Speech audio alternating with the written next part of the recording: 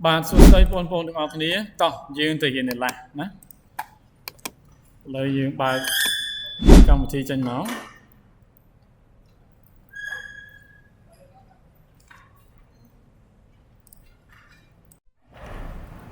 bạn bắt đầu bị bao máu bị tranh trị interface hình chạy mình chắc là phọc nhóm cứ năm bẩm màn nhưng châu từ mơ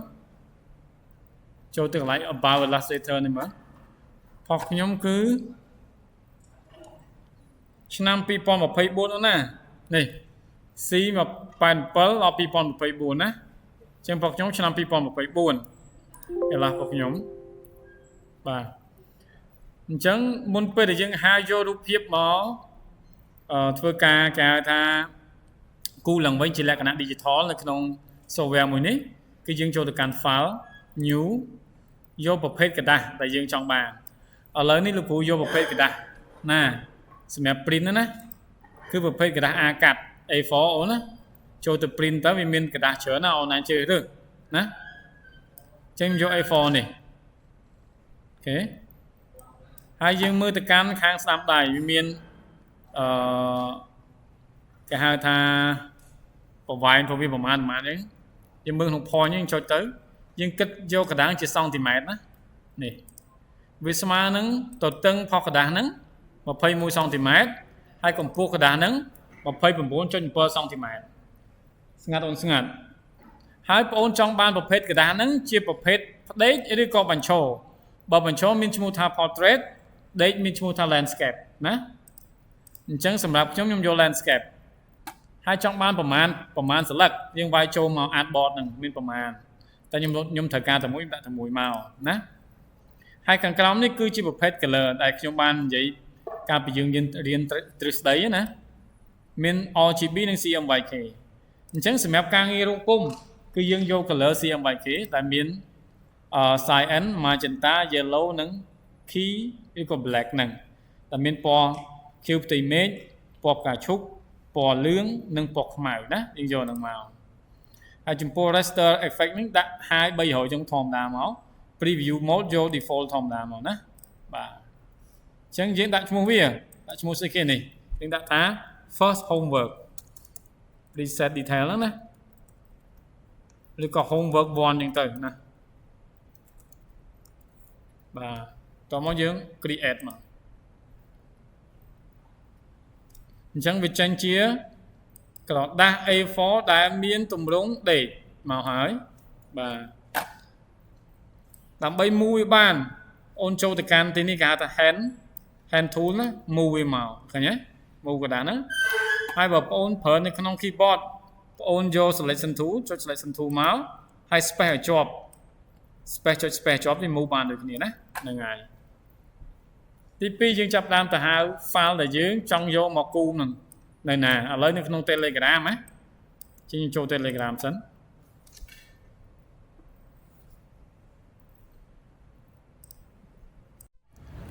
ចូល Telegram មកនៅក្នុង group អីគេអូននេះ MD2 ហើយយើងទៅមើលរូបភាពណាដែលយើងចង់យកមកគូណាដំបូងឡើងខ្ញុំចង់យករូបភាពដែលសួរគូសិនទេអត់ឲ្យពិបាកពេកក៏អត់ឲ្យស្រួលពេកដែរណាឥឡូវខ្ញុំយកគំនូរបងប្អូនប្រុសណាងណាកែវកាហ្វេយកមកណាវាស្រួលអញ្ចឹងខ្ញុំ download វាមក save as មកណាទុកកន្លែងទីតាំងណាមួយដែលអូនចង់ទុកទៅវា Illustrator homework 1នេះ homework 1ណាហ្នឹងហើយបន្តមកទៀតខ្ញុំចូលទៅ Elas ដដែលចូលទៅកាន់ file យកពាក្យថាopen មកហើយចូលទៅកាន់កន្លែងខ្ញុំទុកមិញ homework 1នេះអញ្ចឹងរបៀបហៅមាន2ទី1ក៏ហៅបែបហ្នឹងទី2អូនគ្រាន់តែចុចលើអានេះ2ដងមកហើយទៅយកវាមកជាការស្រេចហើយដើម្បីឲ្យគេហៅថា timeline នៃការសិក្សាយើងឬក៏ workspace នៃការសិក្សាយើងវាចេញមកដូចខ្ញុំអញ្ចឹងយើងយកទៅកាន់ window workspace យកពាក្យអីគេនេះ Essential Classic ណាចុចលើវាទៅអា workspace របស់យើងវាចេញមកដូចខ្ញុំអញ្ចឹងឃើញទេ chẳng bàn nói chẳng trong chập đàn tiền vô rụp cà phê châu từ nóng adbot chúng ta miễn chúng ta homework vào nè chính tiếng tại pra selection tool ní cho máu hay tiền về chỗ mà cái bàn phần năng á hay chúng có lúc chà chào và còn một tí nhưng chập đám zoom ní cứ zoom in zoom out nè tool vía rồi có ôn trong cho nên lời keyboard cứ control lại đó control lại bộ nè nâng zoom in zoom out control lại bốc zoom in control lại đó zoom out và nhưng chập đám software របស់ខ្ញុំ2014អញ្ចឹងនៅពេលដែល2024អញ្ចឹងនៅពេលដែលខ្ញុំចង់ move វាខ្ញុំចុច shift បញ្ចប់ដើម្បីកុំឲ្យវាខូចទ្រង់ទ្រាយណាអូនណាវាចេញទៅជាអញ្ចឹងបាទអូខេបន្តមកទៀតខ្ញុំចាប់ផ្ដើមគូវាហើយដោយប្រើ pen tool ណា pen tool មើលក្នុងអីគេនេះគឺ pen tool ណាចុចនៅលើចំណុចសតូចហ្នឹងវាចេញមកក្នុងនោះមាន4 tool ផ្សេងទៀតតែយើងយកទី1មកប្រើណាបន្ទាប់ពីបាន pen tool ហើយយើងចាប់ដើមចុចនៅលើរូបដែលយើងចង់គូនឹងមកយើង zoom វាចូលសិនយើងចូល selection tool ចុចលើវា zoom មកហើយយក pen tool នឹងមកចាប់ដើមចុចមួយនៅពេលដែលចុចវាលោតចេញមកនេះវាលោតចេញមក fill and stroke តើអូនចង់គូ fill ក៏គូ stroke ឧទាហរណ៍ឥឡូវខ្ញុំគូអញ្ចឹងណាអូនណានេះគឺជាការចាប់ទាញឧទាហរណ៍តានេះឥឡូវយើងយក pen tool មកភាសាទៀតឲ្យច្បាស់យក pen tool ចេញមកឧទាហរណ៍ថារូបហ្នឹងមិនរូបហ្នឹងអានេះផ្សែងវាកោងអញ្ចឹងយក pen tool គូតាមកោងហ្នឹងមកគូដំបូងគឺចាប់ពីក្បាលហ្នឹងមកហើយទាញ drag and drop ចុចឲ្យវាទាញមកឃើញទេហើយឲ្យជាប់ទាញឲ្យអានេះអាចំណុចហ្នឹងទៅគល់ហ្នឹងមកទាញមកទៀតឃើញទេទាញចុចឲ្យជាប់លើ keyboard យើងទាញមកទៀតមកឃើញទេមកអញ្ចឹងឲ្យជាប់មកដល់ចំណុចដែលយើងតាមរបស់យើងឲ្យជាប់ទៀតតទៅពេលបងអូនគូអញ្ចឹងបងអូនជួបបញ្ហាពិបាកមើលអញ្ចឹងបងអូនត្រូវធ្វើម៉េចបាទបងអូនត្រូវធ្វើម៉េចបងអូនត្រូវដូរវាឲ្យហើយទៅជា stroke ពេលគូយក selection tool ចុចលើវាមកបដូរវាកន្លែងនេះចូលកន្លែងហ្នឹងយើងចុចសញ្ញាខ្វែង fill ហ្នឹងណាហើយចូលទៅកន្លែងនេះចុចសញ្ញាចុចពណ៌ណាមួយមិនថាពណ៌ក្រហមអញ្ចឹងវាចេញជា stroke ឃើញទេអញ្ចឹងទៅពេលគូប្រើ stroke ទៅវាស្រួលគូជាងណាហើយនេះគឺជាទំហំរបស់វាអូនចង់បានប្រមាណស្រេចចិត្តអូនហើយនៅពេលដែលគូហើយយើងមើលឃើញថាការគូរបស់យើង vector វាអត់ smooth ទេយើងប្រើអីគេយើងប្រើ smooth tool នេះចូលទៅចុចកន្លែងហ្នឹងយកពាក្យថា smooth tool បន្តមកទៀតចុចនៅលើ layer ឧទាហរណ៍ថានៅខាងស្ដាំដៃវាអត់មាន layer ទេអូនចូលទៅកាន់ window យកពាក្យថា layer មកណានេះ window ហើយ layer ចុចនៅលើ path ដែលយើងគូមិញ vector យើងគូមិញចុចលើវាមកចុចទៅលើសញ្ញាខាងស្ដាំនេះណាបក Q ហើយយើងគូសមកនេះដើម្បីទាញឲ្យវា smooth ស្អាតល្អណាឃើញទេបាទតបពីបានអញ្ចឹងហើយយើងបានមួយឃើញអត់អញ្ចឹងយើងចុចលើវាមកយើងដូរវិញយើងដូរពីstroke ទៅ fill យើងចូលកន្លែង stroke យើងបិទវិញយើងបើក fill វិញមកពណ៌អីពណ៌ឈុកយ៉ាងតែឃើញទេអញ្ចឹងយើងបាន vector មួយ smooth ណាបាទអញ្ចឹងយើងបន្តការគូអញ្ចឹងរហូតទៅដល់ចប់អញ្ចឹងលោកគ្រូចាប់ផ្ដើមគូហើយខ្ញុំបិទការថតសិនបាទនៅពេលដែលគូហើយវាដាច់ vector អញ្ចឹងត្រូវធ្វើម៉េចបងអូនចូលទៅកាន់ pen tool ដដែលហើយចុច shift ឲ្យជាប់ណាហើយយកកន្លែងvector ដែលយើងគូចុងក្រោយចុចលើវាមក shift ឲ្យជាប់ហើយចុចលើvector ចំណុចចុងក្រោយរបស់វា shift ឲ្យជាប់លើ keyboard ហ្នឹងអញ្ចឹងវាបន្តការឲ្យយើងគូធម្មតាណាអត់មានដាច់អីទេឲ្យជាប់មកទាញទៀតមក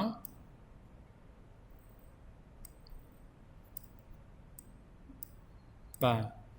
តោះមកដូរវាទៅជាអីគេដូរវាទៅជា fill វិញមក stroke ហ្នឹងបិទ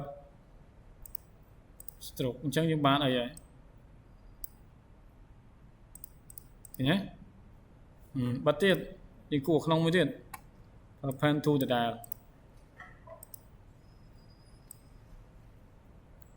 ឲ្យជាប់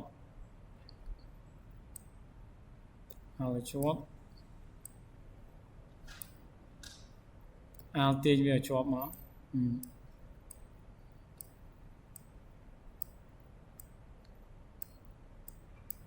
ឃើញទេយក smooth tool មកប្រើប្រាស់ជាមួយវាដាក់កន្លែងនេះឲ្យ smooth ណាម smooth ដាក់ smooth ណា smooth បានថារលូនស្អាតជាងមុន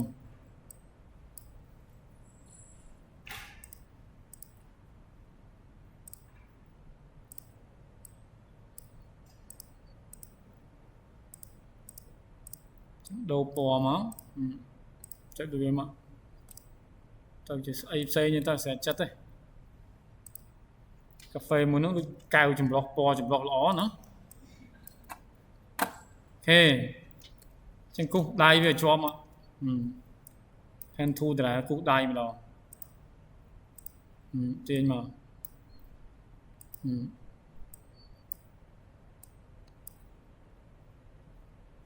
ឲ្យជាប់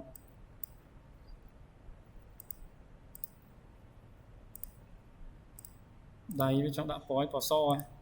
មក whatever បិទពោចឹងខ្ញុំបានកាហ្វេមួយកែវតាមបើនេះពណ៌សយើងដូរទៅពណ៌ផ្សេងមកហ្នឹងហើយនេះគឺជាចំណុចចាប់ផ្ដើមដំបូងណាផងពួកបងអូនដែលគូវាក្នុងនោះផងដែរយើងទៅមើលបន្តិចឧទាហរណ៍ថាបងអូនចង់ឲ្យអានេះកន្លែងមួយនេះណាឲ្យវាមិនឲ្យវាមានuniform ឬក៏ឲ្យមាន stroke ឥឡូវយើងនិយាយអានេះវិញយើងនិយាយថាចំហាយវាសិននេះអញ្ចឹងកន្លែងចំហាយវានេះយើងអាចដូរវាទៅជាអីគេទៅជាយើងបិទ field បើក stroke មកវិញមកយើងពណ៌ហ្នឹងតែ stroke ឃើញទេតែយើងអាចដូរជា uniform វាបានដូរទី1ទំហំវាទី2 uniform នេះវាមានបែបហ្នឹងណាឃើញអត់មានរូបរាងបែបហ្នឹងបងណាចង់ដូរមិនឃើញអត់ហ្នឹងហើយវាមានអញ្ចឹងហើយអូនក៏អាចចូលទៅក្នុងនេះដូរ brush definition វាបានក្នុង brush definition វាមានច្រើនអាហ្នឹងលោកគ្រូប្រាប់ឲ្យអស់ហ្មងក្នុងមួយវីដេអូកុំឲ្យប្រហែលចូលទៅកាន់ចំណុច3នេះយើង open brush library មកវាមានច្រើនឧទាហរណ៍ថាទី1គឺ arrow special ដូរមកនេះដូរនឹងទៅជាគេទៅជាអញ្ចឹងឃើញទេទៅជាស្អីស្រាចិត្តអូនណាឧទាហរណ៍ណាបកខ្លួនឯងចូលកន្លែងនឹងដែរទៀតយកកន្លែងត្រេ3នឹងទៀតចូល brush library ចូល artistic ម្ដងវាមានស្អីខ្លះហ្នឹងយើងអាចដូរវាបានតាមនេះឃើញទេតាមអ្វីដែលអូនចង់បានឬក៏គេហៅថាចិត្តអូនណាទៀតចូលកន្លែងតារាងទៀតចូលអត្រេ3ដែរទៀតចូលក្នុង open brush library ដែរ border ចង់អូនចង់ដូរវាទៅអីទៅចឹងឃើញទេ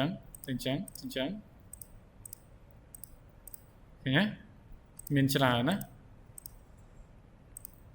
ហ្នឹងហើយទៀតដូរទៀតរាវខ្លួនឯងជួយ Bristol brush ទំហំវាចង់ដាក់មិនអាហ្នឹងចង់ដាក់មិនវិញឃើញទេហើយទំហំវាអាចសេរីបានទៀតសេរីនៅក្នុងនេះក៏បានណាតាមនឹងខ្លួនឯងណាអូខេអញ្ចឹងចូលទៀតកន្លែងត្រេ3នឹងដែរ open brush library ដែរចូលគេ decorative នេះអញ្ចឹងអានឹងគឺសម្រាប់យើង play around ជាមួយនឹង stroke ណាអូនណាចូលទៀត image brush នេះគឺ brush ជា image ចង់អញ្ចឹងហើយអូខេ whatever you want ណា bắt đầu tùm hông với màu tam đường màu nè và tiết nhưng đã ở mong mà clip nâng cái mồi mình tờ image bra ở hai cho tới vector pack này trong tầng trắng ấy trong tầng trắng ấy trong tầng trắng ấy anh em bắt đầu tùm hông với màu cả nhé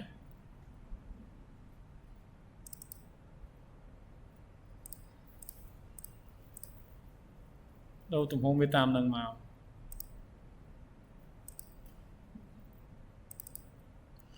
cái line bắt đầu tùm hông miền pì mà trong màn trắng ở lấy những bắt đầu tùm hông line stroke này việc tối vậy cho nên cho được về máu cho cái line nắng line bra nó cho được về đó hai này cái line bắt đầu tùm hông về line preview về nè chúng mình bắt đầu tùm hông về căn từ tối về căn từ tối cả nhé cái nhớ là ngày nâng miền to tiệt còn to tiệt cho vào tre bay đá anh ấy trong mình cho bài hay này chẳng ở với đây là cố cùng hiến ngày nay cứ tập phần năng tế ở phụ ôn che đấu che cắt được per pen tool per field stroke per uniform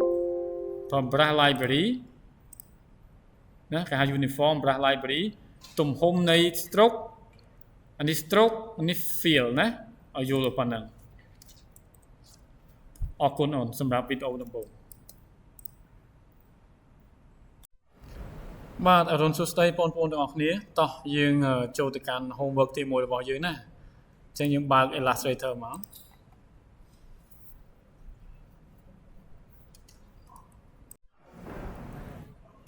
បាទនៅពេលយើងបើកមកហើយវាចេញជា interface មកចេះ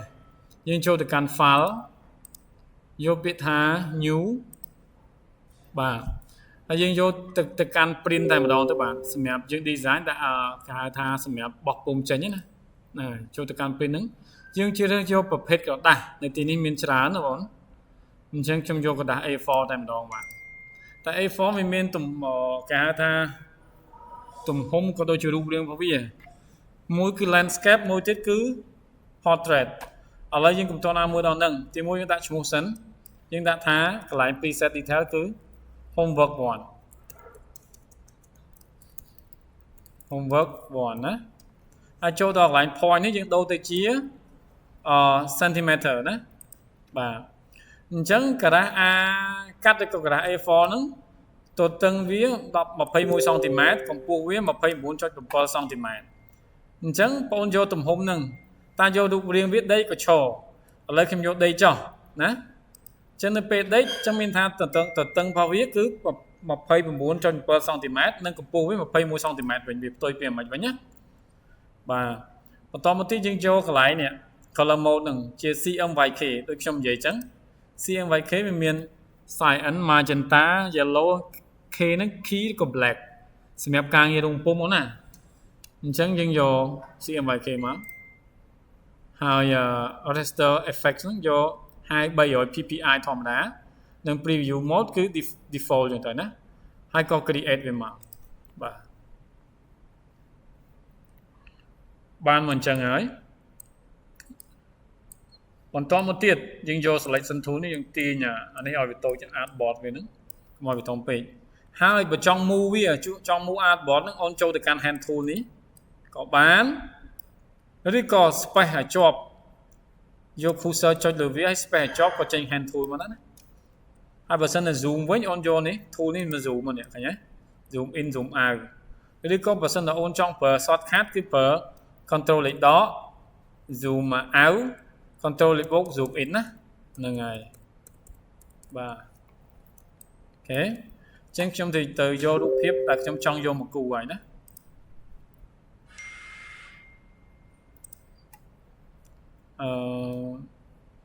រូបភាពនៅក្នុងនេះបាទអញ្ចឹងខ្ញុំយករូបភាពណាមួយដែលខ្ញុំមើលទៅថាវាស្រួលគូរបំផុតសម្រាប់ការរៀនសូត្ររបស់យើងណាឥ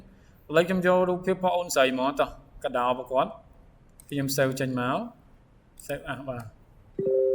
ដាក់ទីតាំងរបស់ខ្ញុំដែលខ្ញុំចង់ដាក់ចង់ជា output របស់ខ្ញុំណាhomework 1ហ្នឹងហើយបាទ តមកទីខ្ញុំហៅវាមករបៀបនៃការហៅមាន2ទី1ចូលទៅ file ហើយនឹងយើង open ធម្មតាមកបាទអូខេរបៀបទី2យើងចុចនៅលើចំណុចខ្មៅនេះណា2ដងមកហៅមកបាទធម្មតាអញ្ចឹងខ្ញុំបានរូបភាពមកហើយអញ្ចឹងខ្ញុំចង់ទាញរូបភាពឲ្យចូលក្នុងក្រាស់ A4 ខ្ញុំត្រូវយក selection tool ចុចលើវាទាញចេញក្រៅហើយទាញរូបភាពនឹងចូលមកឃើញទេវាបានអញ្ចឹងហើយខ្ញុំបិទរូបភាពដើមវិញបាទហើយយើង scale in scale out ទៅតាមហ្នឹងទៅយើងប្រើ control លេខដក control លេខបូកឬក៏ tool នេះណា zoom in zoom out ទៅបន្តមកទៀតខ្ញុំយក selection tool ដដែលខ្ញុំចុច shift ឲ្យជាប់ដើម្បីខ្ញុំ rotate វា rotate រូបហ្នឹងណាបាទ shift ឲ្យជាប់មក rotate កន្លែងជ្រុងឃើញទេបានអញ្ចឹងហើយខ្ញុំចុច shift ឲ្យជាប់ទៀតកន្លែងជ្រុងខ្ញុំទាញឲ្យប៉ុនក្រាស់ A4 ខ្ញុំទាញរូបភាពហ្នឹងណាហ្នឹងហើយអូខេបាទអូខេមកបាទបានកដោមួយហើយបន្ទាប់ពីបានកដោមកមួយខ្ញុំចាប់ដើមគូវាដោយប្រើ pen tool នេះចូល pen tool មកហើយមុននឹងយើងប្រើប្រាស់វាបងមើលនៅខាង tool នេះនៅខាងឆ្វេងដៃប្រសិនបើវាអត់ចេញមកអញ្ចឹងទេបងចូលទៅកាន់ window យកពាក្យថា workspace យកពាក្យថា Essential Classic នេះណាបាទចឹងវាចេញដូចខ្ញុំមកចឹងឥឡូវខ្ញុំចាប់ផ្ដើមយក pen tool មកគូហើយយក pen tool មកនៅពេលដែលយើងយក pen tool ចេញមកយើងមើលចំណុចខាងឆ្វេងខាងលើនេះវាមាន fill and stroke ឃើញទេយើងចុចលើវាជាទូទៅការគូគឺយើងប្រើ stroke អត់ប្រើ fill ទេ fill មានន័យថាផ្ទៃខាងក្នុងនៃការ design របស់យើង stroke មានន័យថាជា outline ឬក៏ជា vector ខាងក្រៅនៃការ design របស់យើងណាអញ្ចឹងយើងចុចលើវាហើយយើងបិទផ្នែកកន្លែងយើងដាក់ណាំនេះណាយើងបិទកន្លែង fill មកយើងបើក stroke មកយើងយកពណ៌ដែលយើងចង់គូឥឡូវខ្ញុំដាក់ពណ៌ក្រហមទៅវាដិតបន្តិចណាបាទអញ្ចឹងនៅពេលខ្ញុំបានមកអញ្ចឹងហើយខ្ញុំទាញមកគូនេះហើយនេះគឺជាទំហំរបស់ stroke ណាហើយខ្ញុំចាប់ដើមគូពីកន្ទុយមកមុនណាហ្នឹងហើយការគូគឺយើងទាញ drag and drop ដោយអូនចេះក្នុង Photoshop ខ្លះណាទាញវាទៅតាមអ្វីដែលយើងចង់បាននឹងមកហើយឲ្យជាប់ទាញវាឲ្យផ្ចិតគ្នាអញ្ចឹងមកណានេះដូចគ្នាឃើញទេឲ្យជាប់មកទាញអាចុង vector មកជាប់អញ្ចឹងមកនេះក៏ដូចគ្នាឃើញទេឲ្យជាប់ទាញផ្ចិតមកអូខេតោះយើងចាប់ដើមគូមួយមក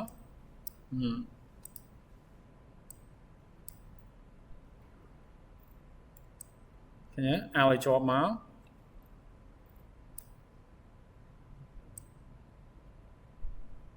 ឲ្យជាប់ឲ្យជាប់អានេះចាំគូវាក្រោយទៀតជើងមួយតិចតួចហ្នឹងណាហ្នឹង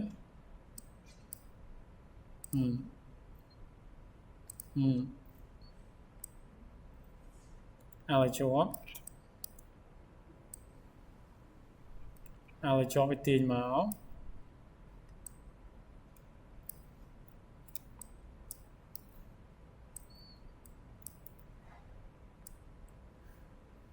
ឲ្យជាប់ឲ្យទាញមកអូខេព្យាយាមធ្វើបែបនេះណាអូខេឲ្យជាប់ទាញមកនេះអាចចាំមកផ្ចិតកន្លែងនេះឬក៏មកភ្ជាប់កន្លែងណាមួយដែលអូនចង់ភ្ជាប់មកឧទាហរណ៍ថាវាចេញពីក្រោយទៅភ្ជាប់ក្រោយក៏បានភ្ជាប់នឹងក៏បាន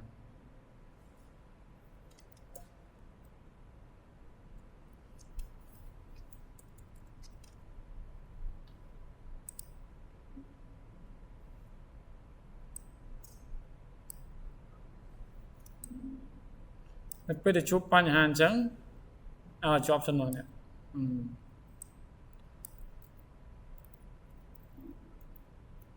គួរប្រហែលមកចិត្តគ្នាអញ្ចឹងមក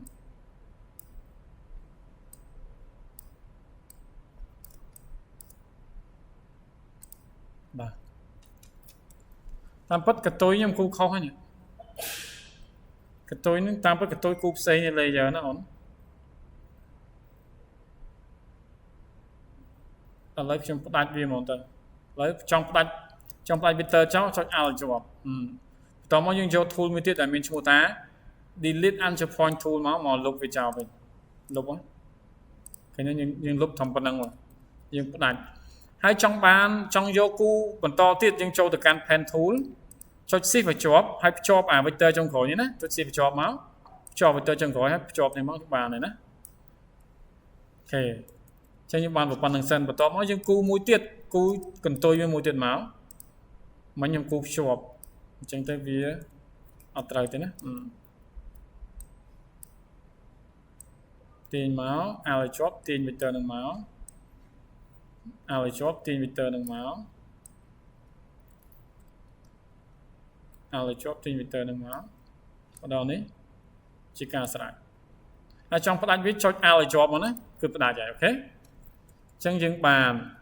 រូបរាងកណ្ដោប៉ុន្តែនៅជើងទូចនេះហើយនៅភ្នែកអញ្ចឹងយើងគូទៀតមកឲ្យជាប់ហើយឲ្យផ្ដាច់ចោលអាជើងក៏ដូចគ្នាណាជើងទូចនេះគឺ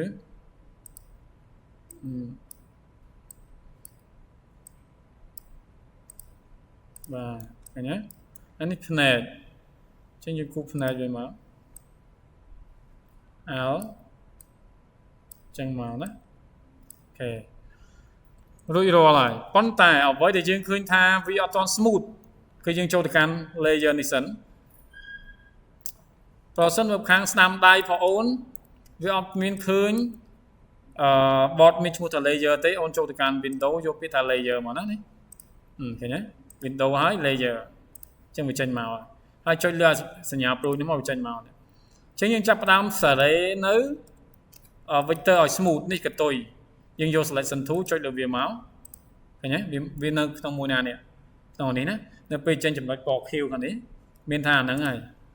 អញ្ចឹងយើងយកទៅចូលទៅកាន់ smooth tool ចូលទៅកាន់ទីនេះយកពាក្យថា smooth tool ហើយចុចលើវាដដែលមក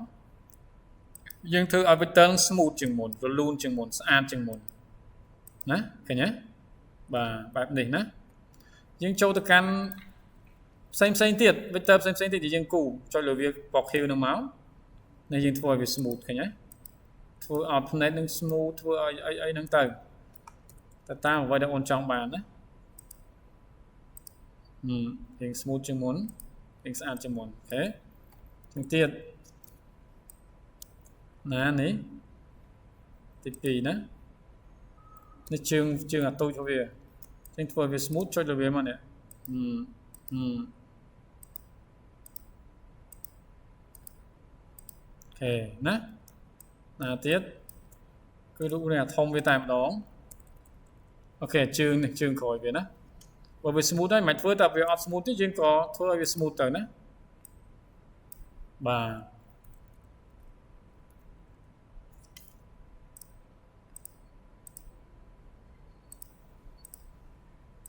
អូខេ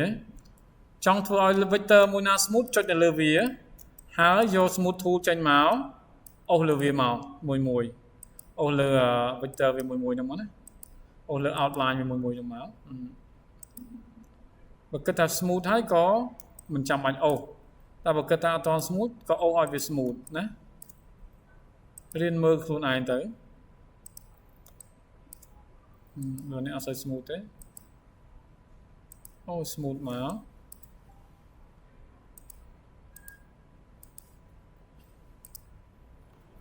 ខេរួចរាល់បន្ទាប់ពីយើងបានជាលក្ខណៈគេហៅថាអីគេចេះលក្ខណៈ stroke ហើយយើងអាចចាប់ផ្ដើម play around ជាមួយវាបានហើយទី1អូនចុចលើអារូបរាងនេះយើងអាចបិទសិនបិទផ្នែកវាទាំងអស់សល់តែនេះណាឃើញទេហើយបិទ background មួយទៀតក៏បានដែរសល់តែនេះទេអញ្ចឹងយើងចូលទៅកាន់នេះទី1គឺ stroke size អូនអាចសេរី size វាបានតាមដែលអូនចង់បានណាទី2អូនចូលទៅកាន់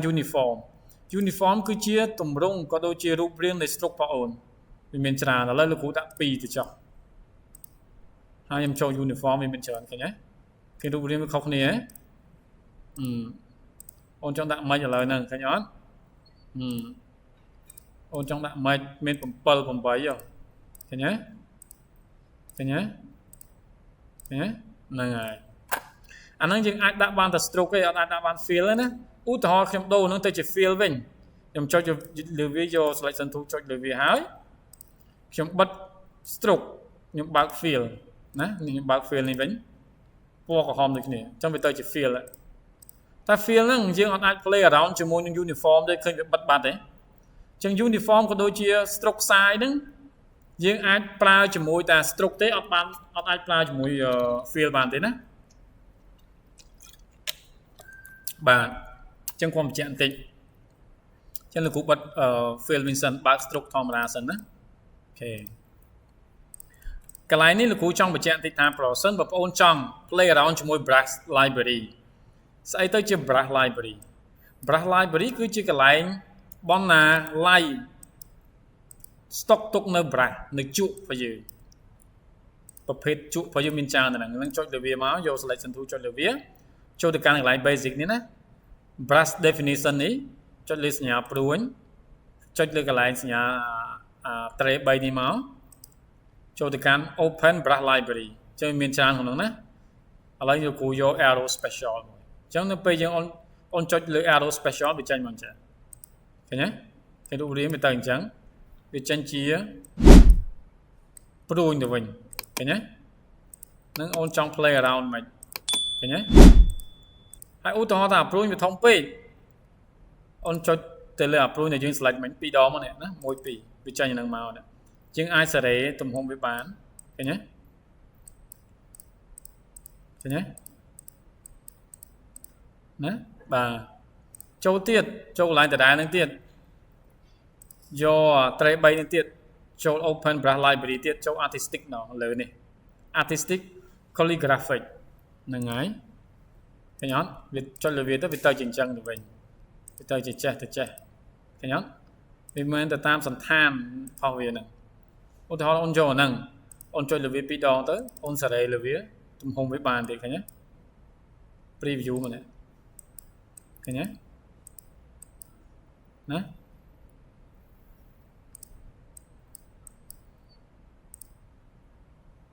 ចឹងយើងអាចសេរីស្អីទៅតាមយើងចង់បានណាអូខេចុចលើអាហ្នឹងម្ដងទៀតយើងចូលទៅកាន់ open brush library ចូលដល់ border ម្ដង dash អីចឹងទៅនេះចុចលើវាមានឃើញអត់មានតាមអ្វីដែលអូនចង់បានណាបាទអូខេយើងចូលនឹងទៀតចូលរហូតទៅដល់ចប់អូនចង់ចូលទៅមើលលេងណាហ្នឹងហើយតាមចិត្តអូនប៉ុន្តែទីនេះខ្ញុំអត់ទាន់ឲ្យអូនប្រើអាហ្នឹងទេអ្វីដែលលោកគ្រូចង់ឲ្យប្រើគឺគ្រាន់តែប្រើនៅនេះធម្មតាសិនទៅណា stroke fill ធម្មតាសិនទៅនឹងអាចនឹងបដូររូបរាងបានខ្លះតាមចិត្តអូនយ៉ាងទៅណា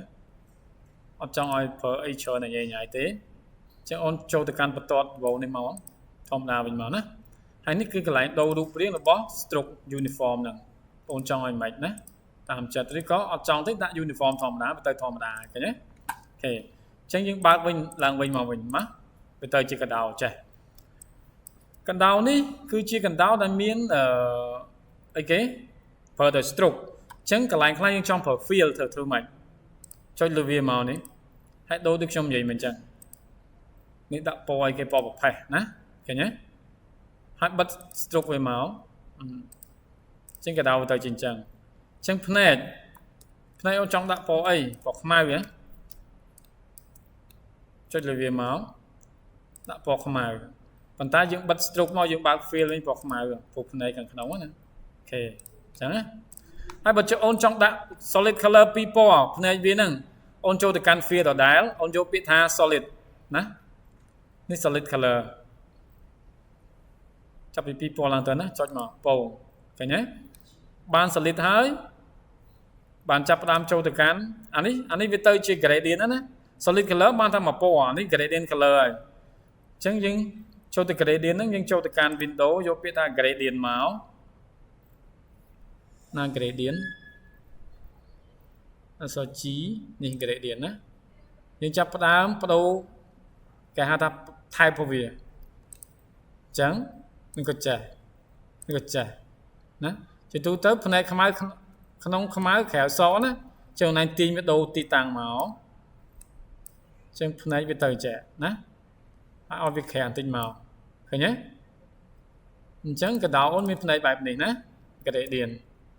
ហើយអតីតទៀតក៏ដូចគ្នាយើងបដូរកន្ទុយទៅជាអីយើង play around ជាមួយនឹងប្រាំងបន្តិចទៅយើងបដូរកន្ទុយវាទៅជាអញ្ចេះឃើញទេឬក៏ក្នុង brush library អូនមានមិនមកកកូនោះអូនអាចយកអីមក play around មកណាដែលយើងបើកឃើញមិញហ្នឹងជា ink ជា artistic ជាអីឃើញទេអូនអាច play around បានអត់អីទេណា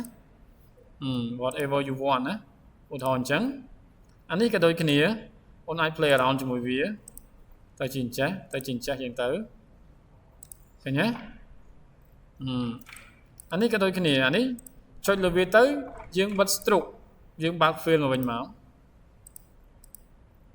ពណ៌ក្រហមឃើញទេអញ្ចឹងកណ្ដោរបស់ខ្ញុំបានអញ្ចឹងណាមិនកណ្ដោរបស់ខ្ញុំកណ្ដោរបស់បងអូនស្រីណាបានអញ្ចឹងហើយណាអូខេអញ្ចឹងនេះគឺជា homework ទី1របស់បងអូនណាសូមឲ្យគូឲ្យស្អាតមកណាតាមរយៈវីដេអូដែលលោកគ្រូបានថតអំបញ្ញអរគុណបាទបងអូនបន្ទាប់ពីបងអូនបានអញ្ចឹងហើយបងអូន save អូនណា save មាន2 save ទី1គឺសម្រាប់យកការងារនឹងទៅធ្វើបន្តគឺ save ធម្មតា file ហើយ save as មកឬក៏ save មក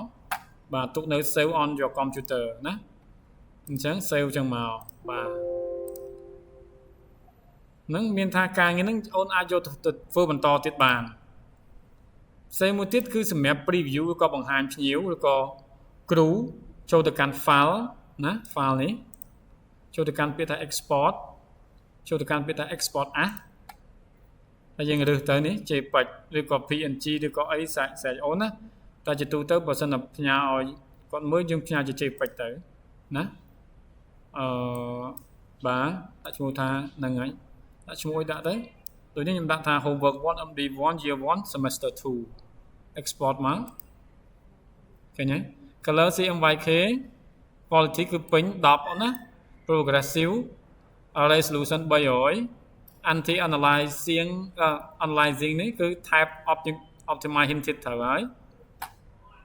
អូខេហើយក៏អូខេមក